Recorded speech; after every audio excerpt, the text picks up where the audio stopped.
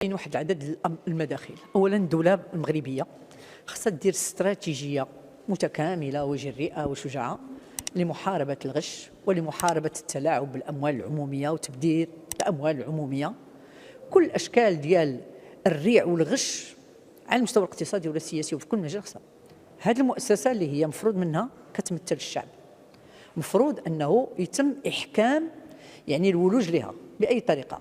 تقولوا لي انتخابات، ما يترشح الانتخابات الى الناس اللي مخلصين الضرائب ديالهم ونزهاء وقاريين وما متابعينش في المحاكم. حنا طلبنا هذا الشيء من وزاره الداخليه قبل الانتخابات الاخيره وقبل من الانتخابات اللي كانت سبقتها، ما قبلوش منها هذا الشيء. قال لك هذا الشيء ماشي ديمقراطي، اللي بغى يترشح يضرب. هذا هو تتفتح الباب على السبا وعلى المجهول. في الحقيقه الترشح ديال واحد الشخص كيف ما بغى يكون متابع قضائيا ويترأس لجنه التشريع، هذه سبه في حق كل البرلمانيين الشرفاء وفي حق الشعب المغربي. علاش انا داير مؤسسه وكان امل بانه هذيك المؤسسه هي اللي غدا ربما غتاسس لي الملكيه البرلمانيه وهي العمود الفقري للديمقراطيه، وانت تدير لي الناس فاسدين وما تيحشموش تيرشحوا راسهم. اذا بالنسبه لي كل ما اتمناه انه الورش اللي بغينا والمستقبل اللي بغينا لبلادنا باش نعيشوا كلنا كمغاربه بكرامه في كل الجهات وكذا، انه يكون عندنا استقلال ديال القضاء وتكون الشجاعه ديال القضاء. وباش يكون القضاء مستقل وشجاع راه خصنا نكونوا حنا كثار اللي كندفعوا بهذا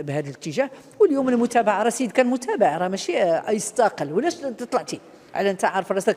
حيت كاين مازال ديك العقليه القديمه كيسحب الانسان راسو بانه الا كان في شي منصب كبير غادي يحميه هذاك المنصب وغادي يقلب على صحابه بحال ذاك النهار. حنايا ختموا لنا يعني الدوره الاولى من السنه الثانيه، جاب واحد السيد متابع محكوم عليه ب4 سنين ترأس لنا الجلسه وتبند لنا تما. ما تجلس ليا تما، حيد عليا من الطريق ما نشوفكش انايا. الا كنتي بريء انا كنحترم قرينه البراءه حتى، ولكن حيد تحكمتي ب4 سنين ما تجلسش ليا تما كطلع تجلس حدا صاحبك. على هذه بلاصه الصحاب ولا هذا ممثلي الامه اللي خصهم يكونوا شرفاء يكونوا. ولهذا انا بالنسبه لي خاص قوانين صارمه، خاص من اين لك هذا، خاص تفعيل القانون اللي كيتسمى تجريم العارف، انني انا مسؤول وانا عارف القضيه الفلانيه وكنستافد خصني الحبس. ماشي خصني انا نبقى جالس كنستافد وندير الصحاب ونجلس هنا وعندي فريق وعندي كذا. اش من فريق ديال اللصوص؟ ولا ولينا في اللصوصيه، ما بقيناش حنا في التمثيليه ديال الشعب.